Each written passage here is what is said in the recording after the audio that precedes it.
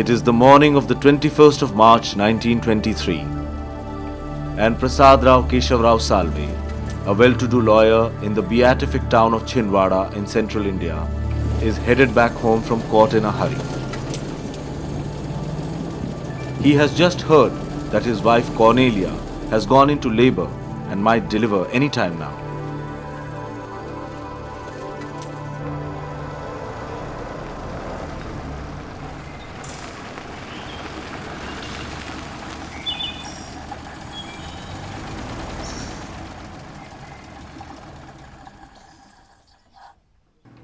As was the norm in those days, children were mostly delivered at home under the ministration of midwives. As he paces anxiously in the expectation of good news, little does he know that an event of rare auspiciousness is about to occur in his house, and that his house has been chosen for the witnessing of a miracle. The signs are portentous. It is a day of equinox, when the diurnal and the nocturnal durations are exactly equal. A moment of astral equipoise and balance. At the stroke of noon, the sweet cries of a newly born child reverberate through the house.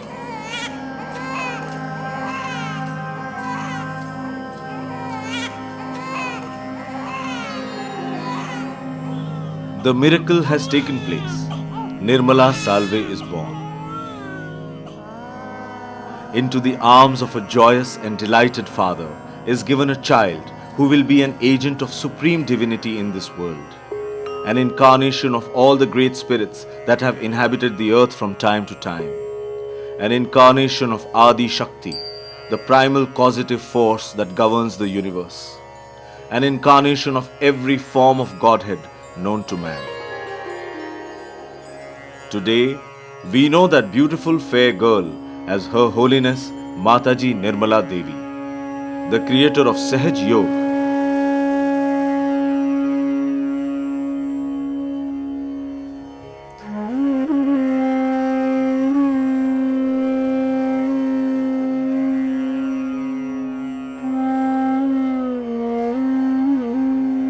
The story of her life is a story of unending miracles.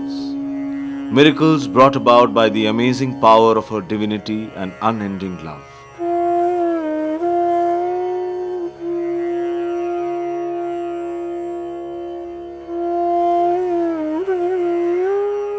The incredible power of good that has been unleashed by her has worked like a soothing balm in this acrimonious and largely negative world. And today, we are able to enjoy the fruit of her labor and have a path laid out for us to unlock our own potential and ascend towards the final spiritual epiphany through the path of Sahaja Yoga.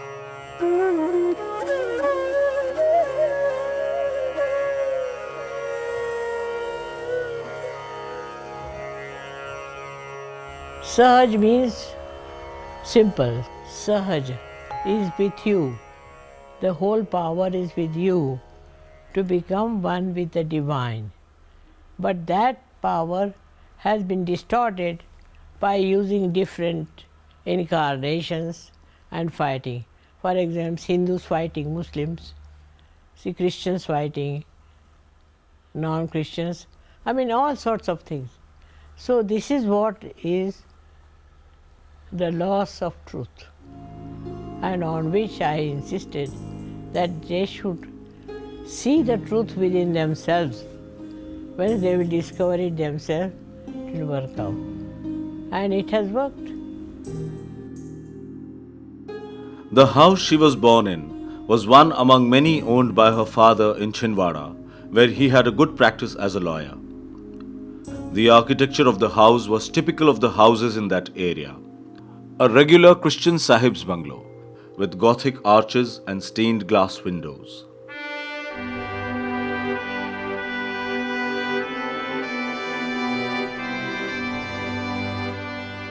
P.K. Salve was on good terms with the British establishment and had been conferred the title of Rao Sahib for his services as a recruiting officer in the First World War.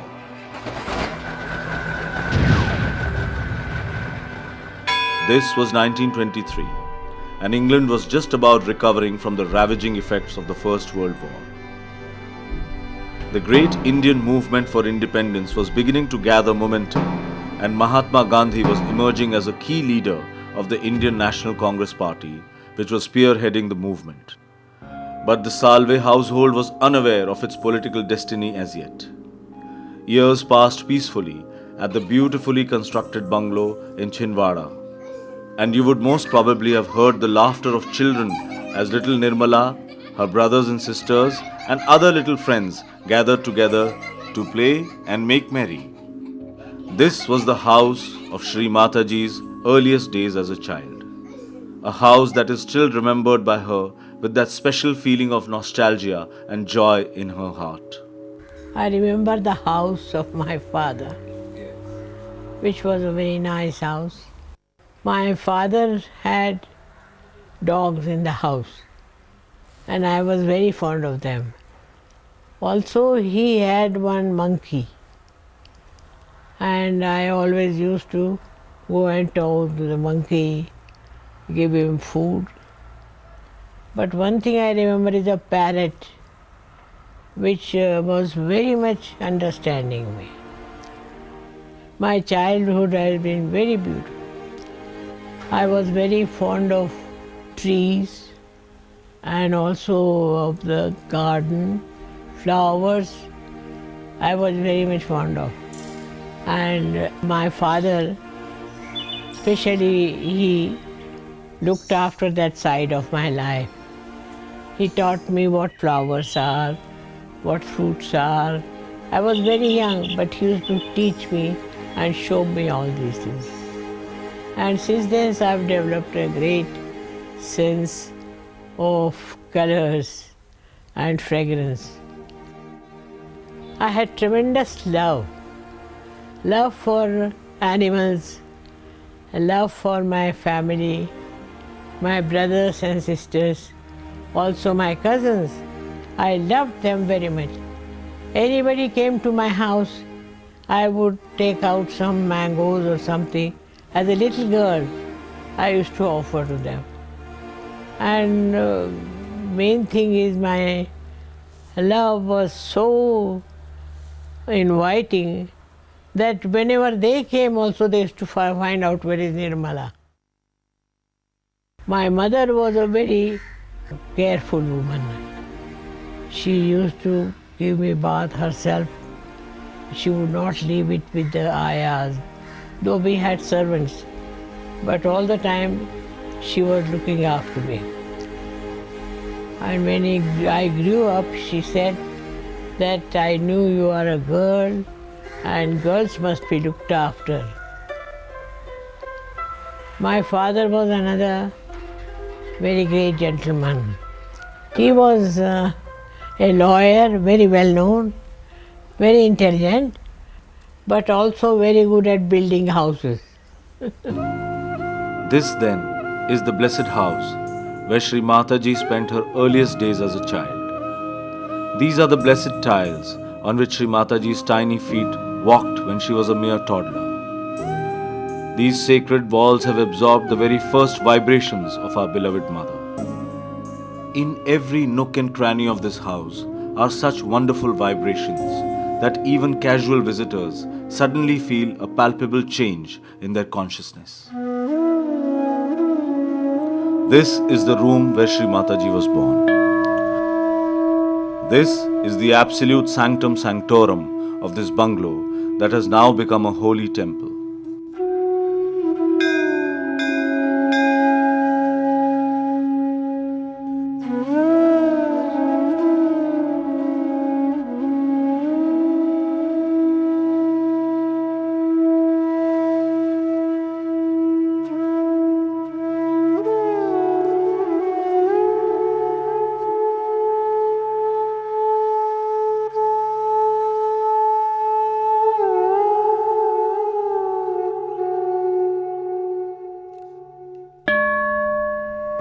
When they come to this holy house, they feel the presence of Mother in every corner of this house. They feel blessed. They feel as if Mother has just been here. and even non-Sahaj yogis, when they pass nearby, they get attracted to this place. Everybody knew about this birthplace, and finally, after some negotiations, this was acquired on 14th of July 2005. After that, this place has been renovated, and it has been ensured that all the old things, all the old fixtures, doors, mirrors have been retained as far as possible, and wherever they were not functional or were in a very bad shape, same type of material has been used to restore it. So one can say that this whole building has been brought back to its old glory in the same way, with same material, and it is looking beautiful as you are seeing. In readiness for the expectedly large number of Sahaj yogis who would like to visit this shrine, elaborate arrangements are being made for their accommodation. A new international ashram is being constructed at a village called Linga, which is 10 kilometers from Chhindwara.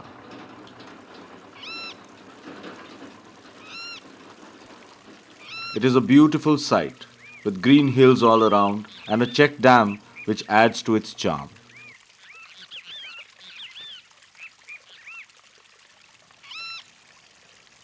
We have about 35 acres of land, and this place will become extremely important for all Sahaj yogis. So we have planned in phases.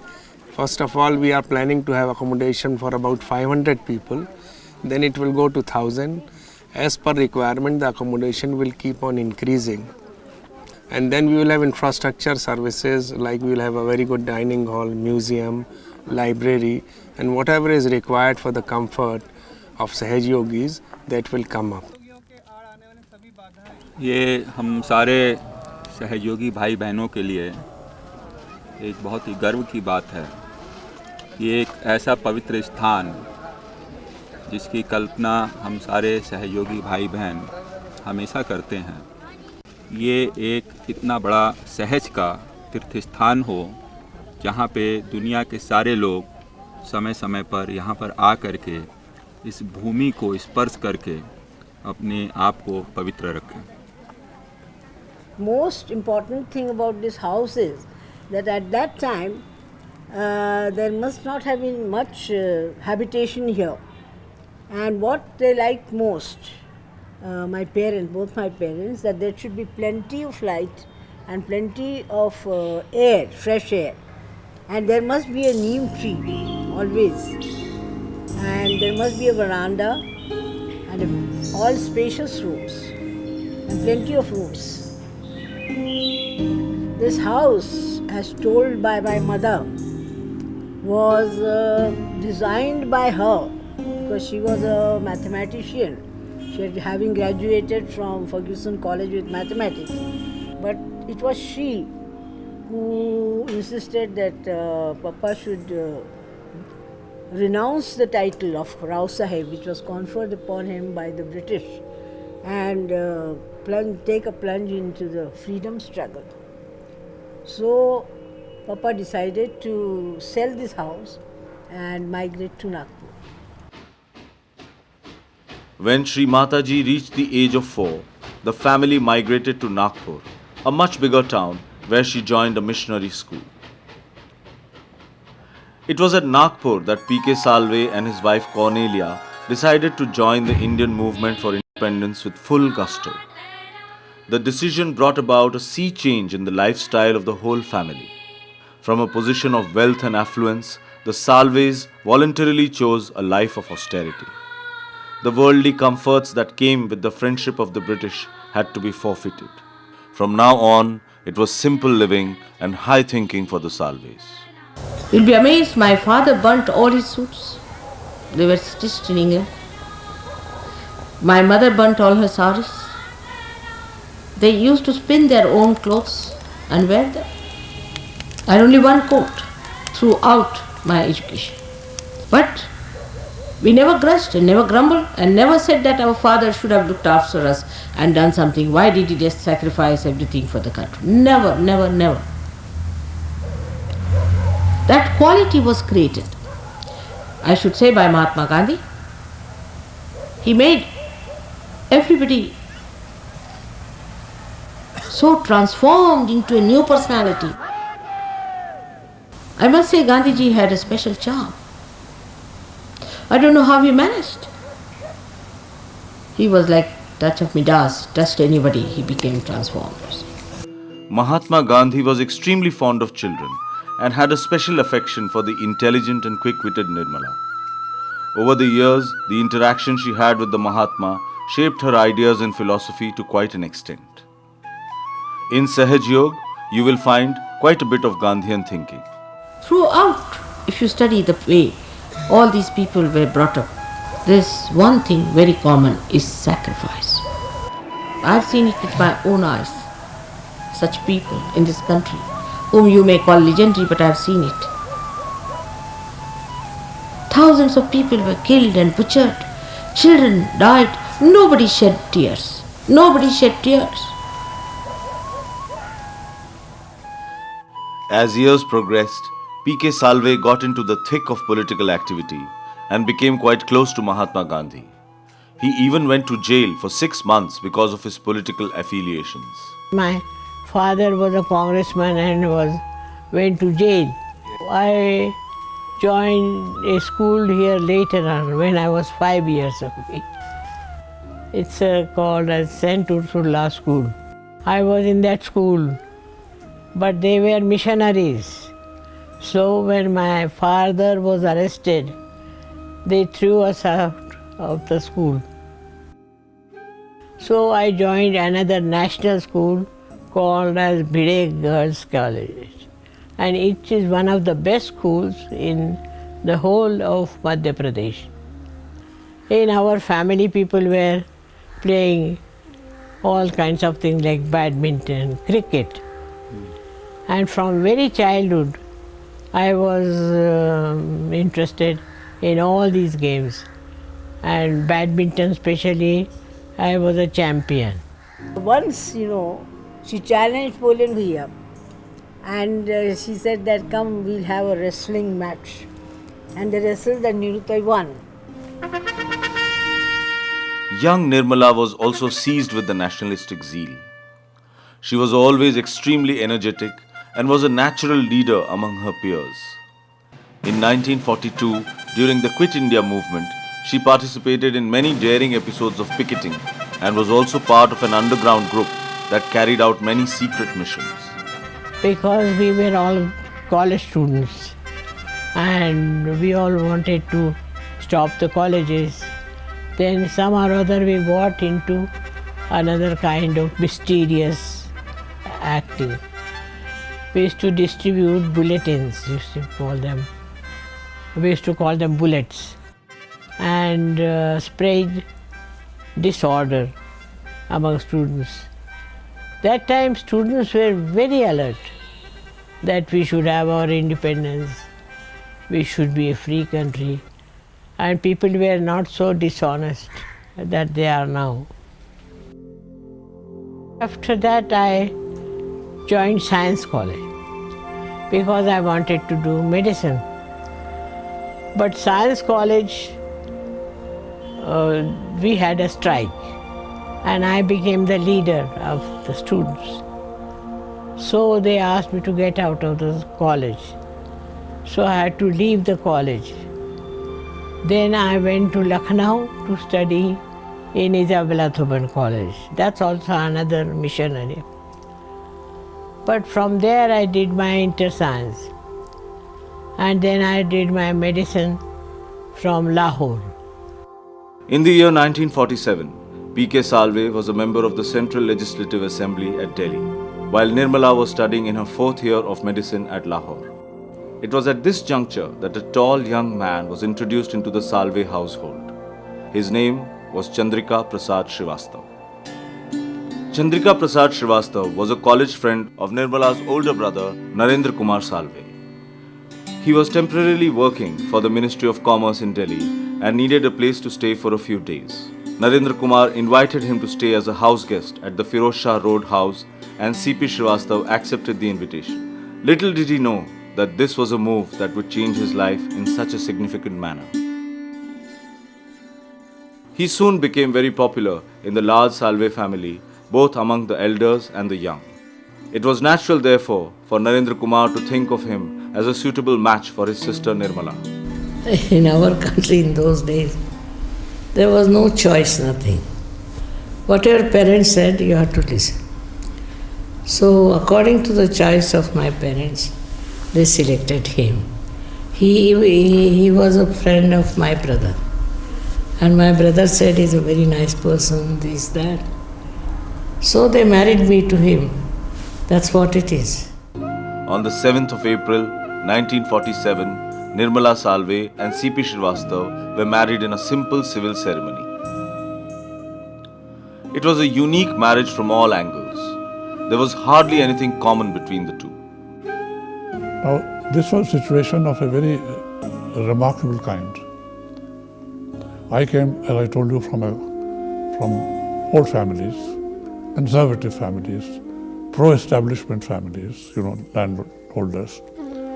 And here was a family fighting the British, totally on the other side. So it was a totally different background. My background was totally different. And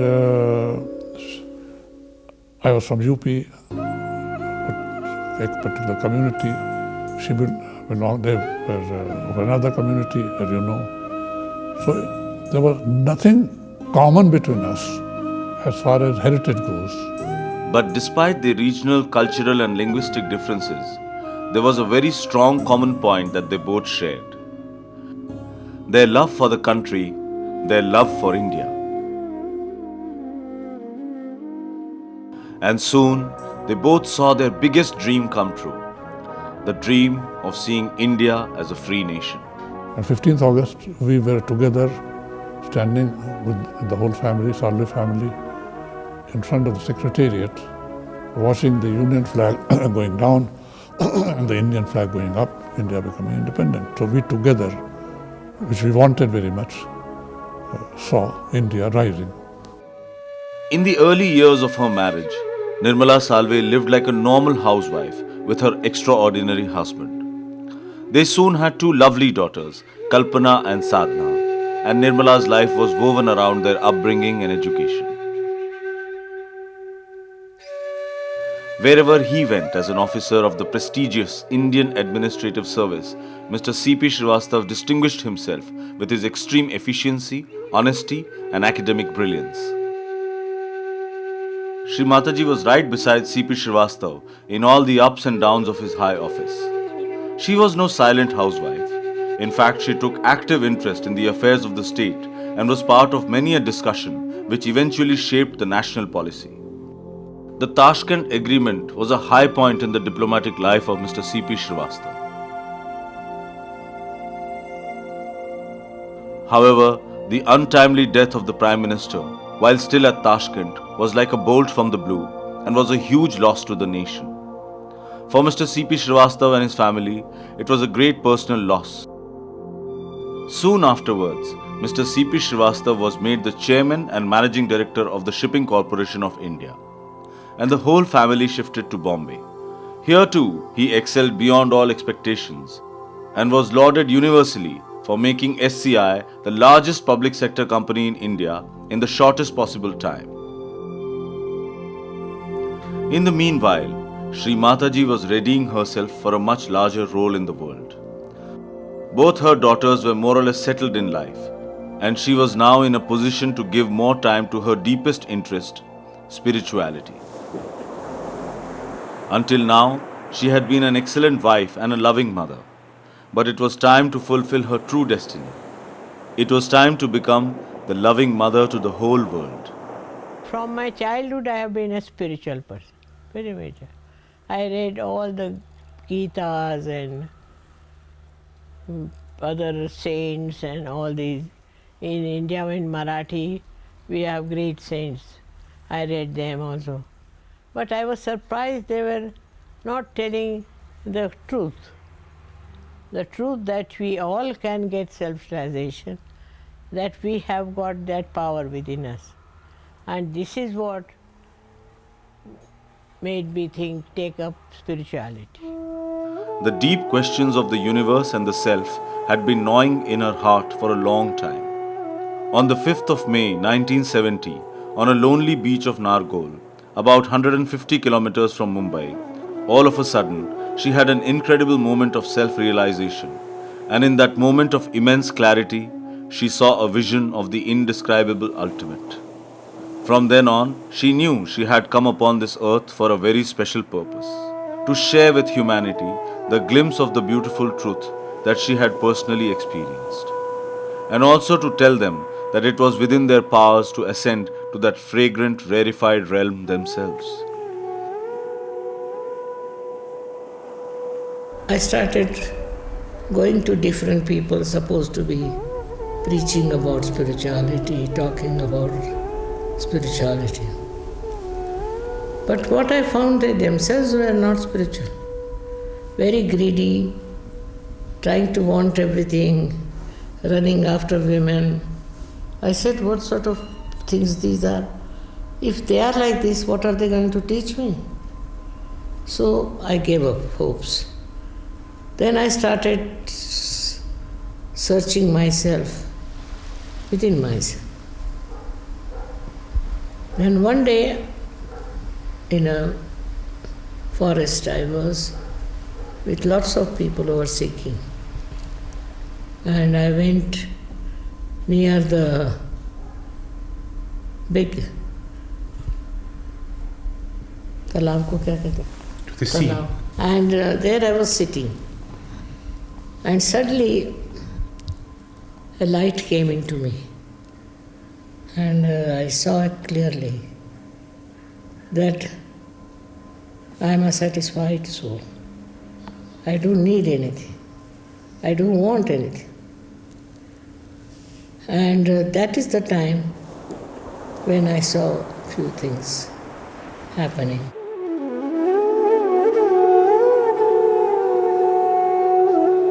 Thus was born Sahaj Yoga, a wonderful, joyous means of achieving self-realization, a new way of life, a glittering path to happiness, health, and the fulfillment of pure desires. A never-before-tried method of en masse self-realization through which thousands of people could get a connection to their spirit and thereby their inner transformation. Sahaj Yoga was Mataji's gift to mankind.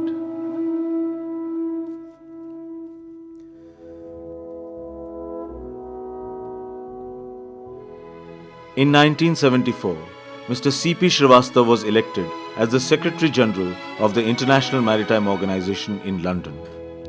This appointment was a peaking achievement in an already glorious career, and it proved fortuitous for the movement of Sahaj Yoga, because in London, Sahaj Yoga found an international platform.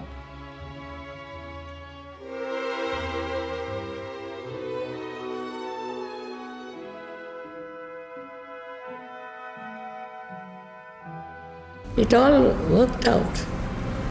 My husband should get a job in England, that I should go with him there. There I meet people of that kind. It's a fragrance of spirituality which spreads.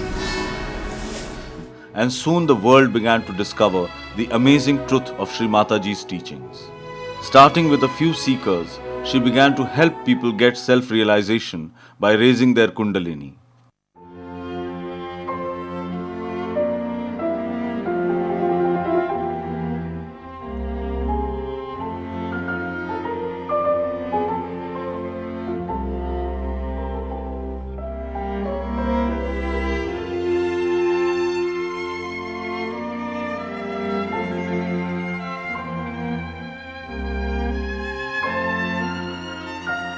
Kundalini is the subtle primordial energy that exists within all human beings and which upon rising has the ability of giving you complete self-knowledge.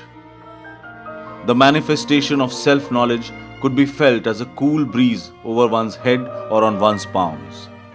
With such immediate, palpable and verifiable effects of Shri Mataji's spiritual power, the popularity and success of Sahaj Yoga was a foregone conclusion. Today, Sahaj Yoga is spread across 80 countries. It bars no one from entering its fold and charges no money for its activities.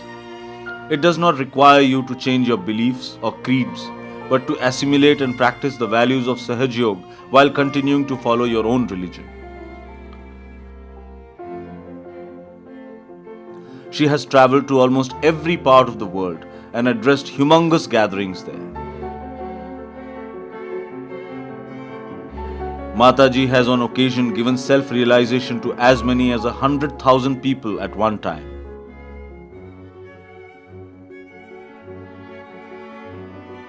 Shri Mataji's life has indeed been a long and glorious journey. This long journey has not only spanned the globe, but has also touched the hearts of a myriad people. Thousands of lives have been transformed, and countless hearts have been changed. And the shining love that Shri Mataji enkindles through Sahaja Yoga keeps traveling from one heart to another. But perhaps it is time for us to remember that this great journey began in a small little quaint town called Chindwara. In this very edifice, where one can so clearly feel the divine power of the Mother. For all those who are seeking to ascend towards self-realization, for all those who want to feel the most amazing presence of Shri Mataji through the powerful vibrations that can be felt in every corner of the house, Chhindwara is the place to come. I think that house has lots of vibrations. That's what people tell me. And where I was born was a small little room. That's what they tell me, where I was born. And from there, they feel the vibrations coming. Whenever they go, they meditate there. And they were telling me, they have done tremendous work. Tremendous work. I mean, I can't tell you how people can work out